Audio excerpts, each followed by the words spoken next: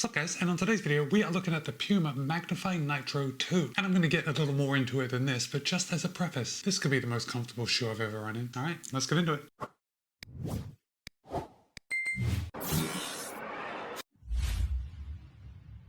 Let's get started off with those disclosures. Puma was good enough to send me the Magnify Nitro 2 for the purpose of review. However, they are not going to get a chance to see this video before you do on YouTube. And with that, the Puma Magnify Nitro 2 is a max cushion daily trainer, and I am certainly a fan of daily trainers when they're done right. I also like max cushion shoes. I prefer my ride on the softer end of the spectrum, and basically the Magnify Nitro 2 gives me what I'm looking for. And the price is right too. The Magnify Nitro 2 will cost you $140, which I know it's right in line with other daily trainers. And of course, as far as all running shoes go, $140 is definitely on the cheaper side, which is always good. The Magnify Nitro 2 has 40mm of stack in the heel, 30mm of stack in the forefoot for a 10mm drop. Puma claims that a US men's size 9 would tip the scale at 10.9 ounces or 309 grams. However, in my size, a US men's size 13, it tips the scale at 12.4 ounces or 352 grams. Exactly where I expect a daily trainer to fall. It's like right in the midpoint. There are lighter shoes and there are certainly heavier shoes. And it seems like I say it often, but the shoe does ride a lot lighter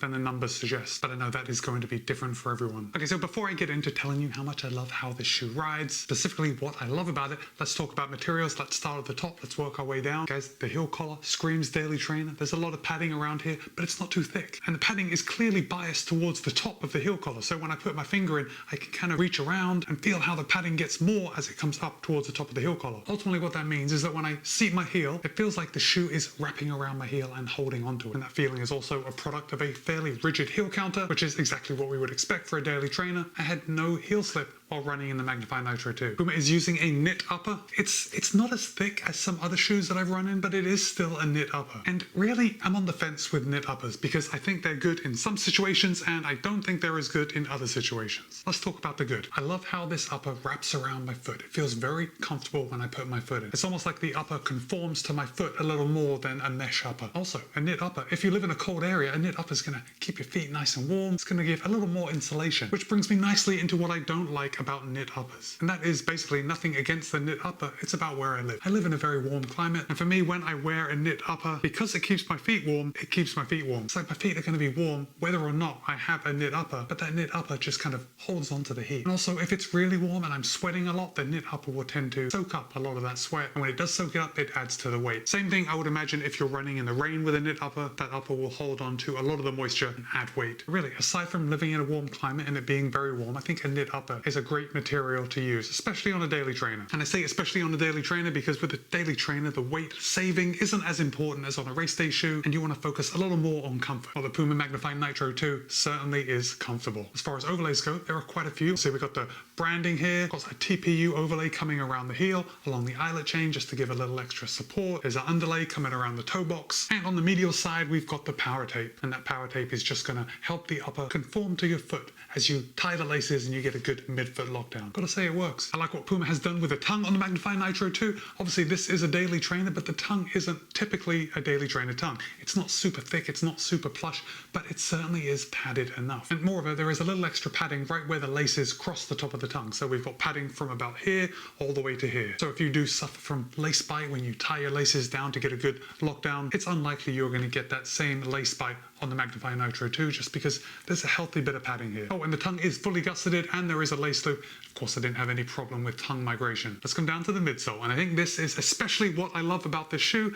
Puma is using a full slab of nitro foam. Nitro foam is a super critical TPEE foam, and guys, it just feels good. Puma is onto something good with the nitro foam. It feels soft, but not too soft, and I don't want to use the word bouncy because it's really not bouncy, but it does feel energetic. Let's just say that. Now, there's no plate in this shoe. Obviously, it's just a daily trainer. The foam is doing all the work, and while this shoe is clearly intended for recovery paces, easy paces, it actually feels light enough on my foot, and the nitro foam feels responsive enough or energetic enough to make me feel like I want to pick up the pace just a little. Now, in my training, I did do a tempo run in this shoe, and I've got to say, it performed very well. I was very happy with how it felt when I started really picking up the pace. When we come down to the bottom, we got a lot of coverage of Puma Grip, and I'm not going to go into it. Puma Grip, probably one of the best in the industry. it just works. Now, I didn't take this shoe off-road at all while I was testing it, but I tested it on a lot of wet roads and of course dry roads. And yes, it's perfect for the road. I also think you could probably use this without any problems on some easy trails. With that said, you probably don't want to use it on trails too often because this nitro foam right here is just slightly lower than the Puma Grip. So if you are running on any rocks or shells, there's a lot of shell trails in my area, I would imagine that those shells and rocks could tear up this exposed nitro foam. But if you don't care about that, how about it? Probably not going to do any serious damage to the foam. Okay, so I've already talked about using this shoe for a tempo run. Yes, that was fine. I kind of did that just so I could test it, see how it felt when I was picking up the pace, and also so I could tell you guys that I did it. I will not be using the Puma Magnify Nitro 2 for any faster efforts moving forward. I'll be using this for most of my bread and butter easy runs when I just want to go out,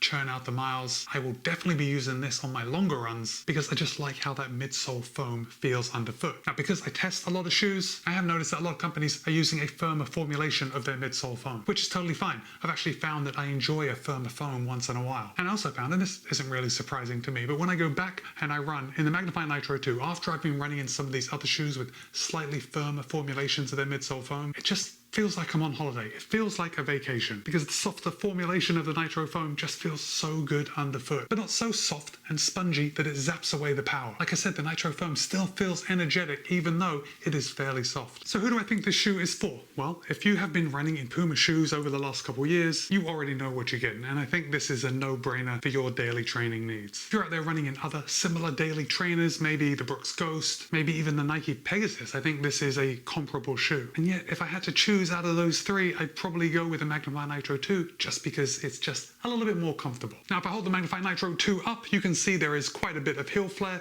If I turn it over, we have quite a wide base here in the forefoot, but also in the heel. So the shoe is going to ride inherently stable. It's not a stability shoe, but there's just a big surface area here on the bottom. And I think that's going to appeal to a lot of people. We can also see a good amount of Puma Grip here on the lateral heel, and this is where I generally touch down, especially when I'm running easy. And if I look at it, I don't see any wear at all, which is incredible, but it just speaks to the Puma Grip and how resilient it is. Yeah, there's quite a bit of rubber on the bottom of the shoe. If you are one of those people that like to hold on to your shoes for a very long time, I'm going to say that you could run at least 500 miles in the Magnify Nitro 2 if you wanted to. But perhaps you're looking for something with a little more stability. I might go with something like the Forever Run. I also found this shoe to be extremely comfortable, but it's got a few more stability elements in there. And if you really need those extra stability elements, I think the Forever Run is an excellent choice for you. And if you are thinking about picking up a pair of the Magnify Nitro 2, but you're thinking, you know, I'm going to get the Magnify Nitro 2 for my daily runs, but I also want something to pick up the pace. Let's say a race day shoe. Matt, what would you recommend? Let's just stay on brand and you can go with the Puma DV8 Nitro Elite 2. And this is going to give you the same comfortable fit as the other shoes, except everything is just a lot lighter, a lot less materials are used, and of course there is a carbon fiber plate, this power plate right in the bottom, and that's going to allow you to pick up the pace and just charge at your next race. But before you charge at your next race, you're going to have to log those